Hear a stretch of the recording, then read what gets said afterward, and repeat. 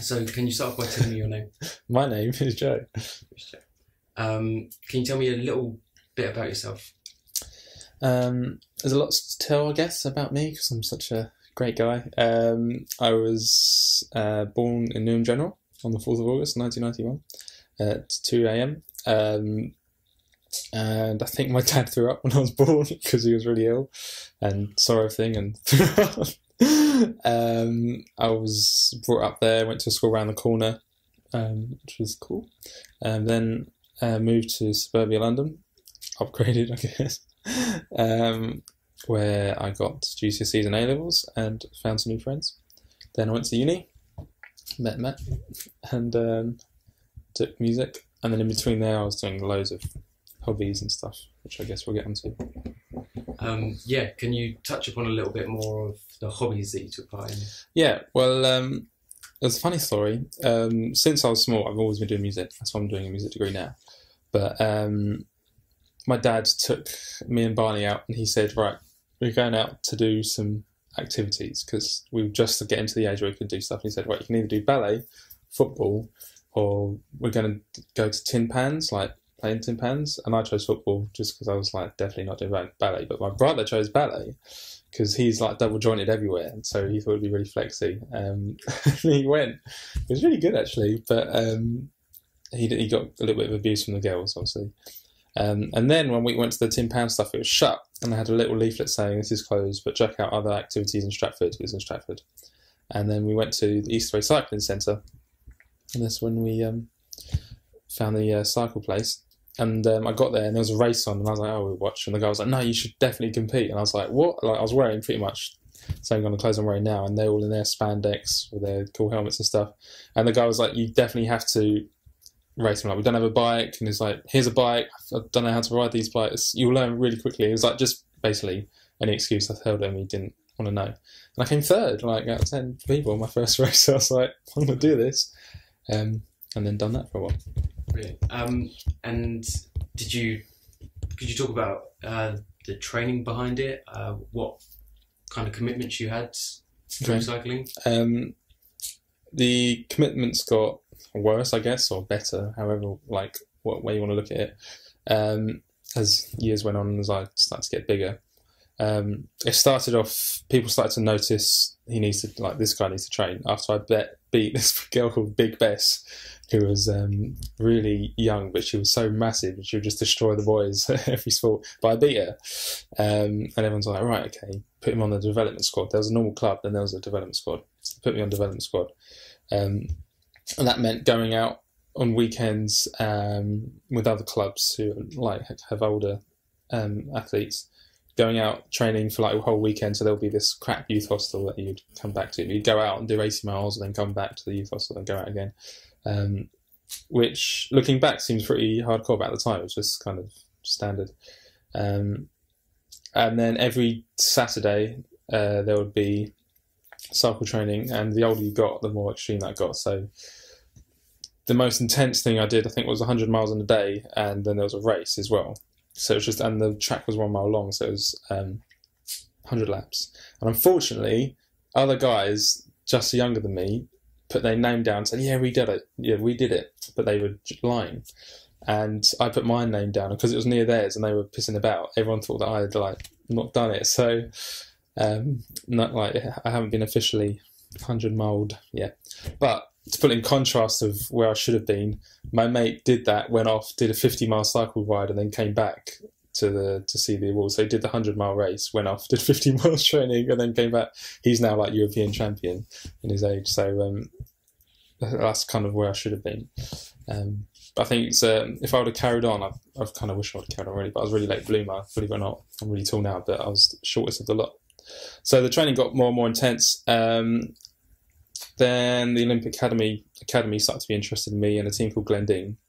And the Olympic Academy took you to track riding, which is what Chris Hoy does, and Glendine took you to professional riding, which is what Bradley Wiggin does.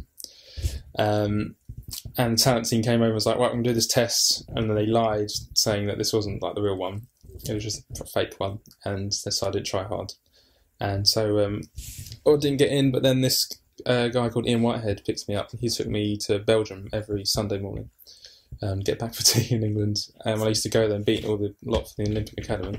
So it's looking good for Glendine, and they said, you do need to do some track. So I was like, okay, Glendine, I'll do some track. And that's where I crashed hardcore. And I got like a little village of scars on my knees from that.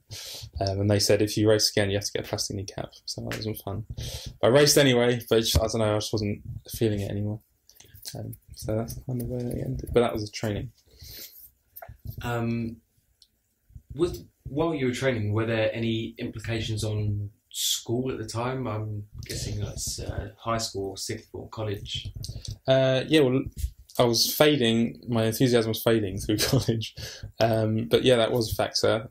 Although I don't know, in secondary school I wasn't really bothered about getting grades. It was just kind of all right, get through GCSE and then I work hard in college. So not really.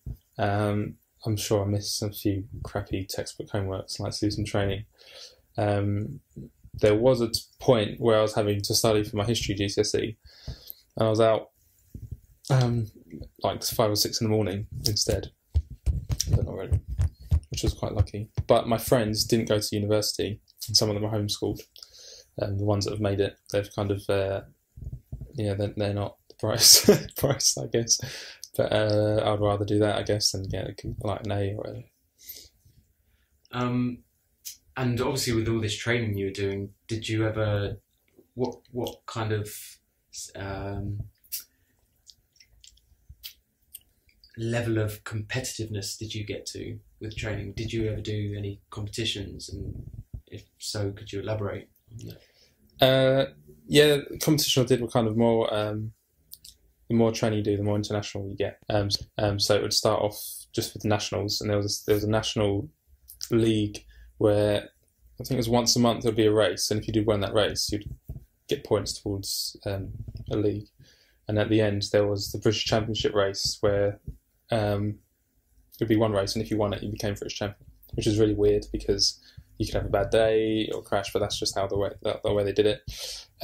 So I started off doing that. I can't remember what they're called. I think I just remember them called nationals, but all the big names. So there was Chris Worrell, Dominic Skills, and Joe Perrett, and they were kind of the biggest names. And Jake Hells and me were kind of just behind them. Like we'd always come 4th or 5th just behind them, but they were massive. And there was a guy called Andrew Fenn as well, who was about as big as you are now, and he was like in year 10, and he used to destroy everyone. He's now pro.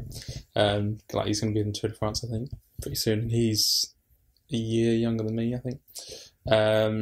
But so you'd always do those throughout the year, and then once a year there's one called Assen, which is in Holland, and that was a really big event. The Olympic Academy came down, and I went over with a team called Interbike, so I had to change teams for like 2 weeks. I think the race went on for. It was like a little mini Tour de France for kids. The first time I ever done it, I did really well. I was going to be in the top 5, but there's a classic race. Usually it's just towns, going around towns, laps in towns. There's a classic A to B race, so like proper Tour de France style. And I was 7th coming into one of the final corners on my teammate's wheel. And I could out-sprint him, but he was better at keeping high speed for longer. But I was a bit more of a short distance car when it came to sprints. I was going to stay on his wheel and then out-sprint him at the end. And he usually came about 2nd or 3rd. And then the girl took me off, and unfortunately looked really bad because I landed on top of her. But I was like miles away from my bike. My saddle was all bent this way and stuff because when you go around a corner, I think our handlebars just got locked. But going across the line, my buckled wheel, so it's across the line. But that meant I came like 12th overall because the rule is if you're within the last kilometre and you crash, it's okay. I think it was out by like 5 metres or something. So that was a pain in the bum, but rules are rules. So I was like, okay, so one of the things. And then after that, I was more of a domestique. So the years after that, and the domestique helps other people win. So like that Dominic Skills guy, I would have been leading him out. And my position wasn't really, as long as I was helping the big stars out then. And then they're now big stars, so I can now say, I used to work for him. And I think Assen in the Belgian races, I think as big as I got, really. And finally, have you got any words of wisdom as to say for anybody that wanted to get into cycling or at a young age or middle aged, or just any tips? It helps a lot to start from a young age, like I did. But if it doesn't matter, because there's a guy called David Miller who's insane, and he started when he was 18. It also helps if you do start at a young age to think, well, I'm going to do this, because Bradley Wiggins said that when he was like 14. He's like, I'm going to win the Tour de France, and his whole life has been towards that. Also, it's okay if you beat and humiliate your friends, and you really have to have a real venomous, terrifying winning thing, because I didn't have that, and I was like, oh, I'll let my mate win. I came fourth, it doesn't matter. Whereas the guy who's European champion I keep talking about, and Alex Dowsett I used to train with, who's now, or used to ride for Sky, he's signed to movie star now. Him and like Joe Perry, if they didn't come first, the rest of the day they'll be livid. Joe Perry, when he was younger, used to cry. I was, well, you can't. You have to nail everybody until you win. So be hardcore in your winning spirit when you're training and stuff like that. And training with mates, that's one thing I really miss. Being 120 miles away from home, puncher, grass filling up my inner tube and getting me home in the rain. And it sucks, but you look back and oh, that was a good character building time. Yeah. Brilliant. That's everything. Thank you very much. No problem. Done.